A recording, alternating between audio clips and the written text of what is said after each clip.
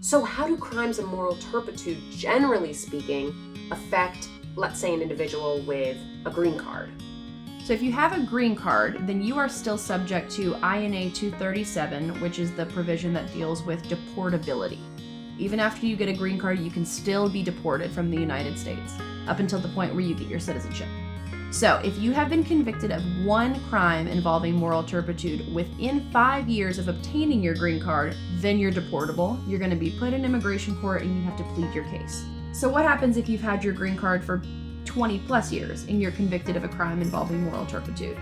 Well, you're not deemed deportable then, but if you're convicted of a second crime involving moral turpitude, then you are held deportable, as long as the two convictions don't arise out of the same sequence of events. Some crimes involving moral turpitude are misdemeanors, like the misdemeanor child abuse charge that we discussed. However, other ones, like, most rape charges are going to be considered felonies generally. That is also going to be a crime involving moral turpitude and an aggravated felony. But aggravated felony, like I touched upon, doesn't necessarily mean it's a felony as defined under state law. And how would you define a felony? Felony is pretty much any sort of crime that, if you were convicted or if you're found guilty of that crime, you're usually going to face at least a year active time in jail. Okay. So aggravated felonies have a lot of felonies in them under that definition, but they also can include misdemeanors.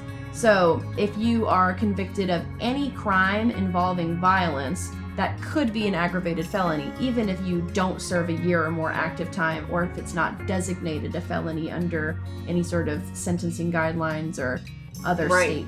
So that would be one thing, that having, a criminal defense attorney and an immigration attorney working in that same office as Dummit Fradin does, we can advise a client with immigration issues and a client facing criminal charges, whether it be a misdemeanor, whether it be a felony, that crime, based on what that crime is, might be considered an aggravated felony, even if it's not an actual felony for criminal purposes. Absolutely.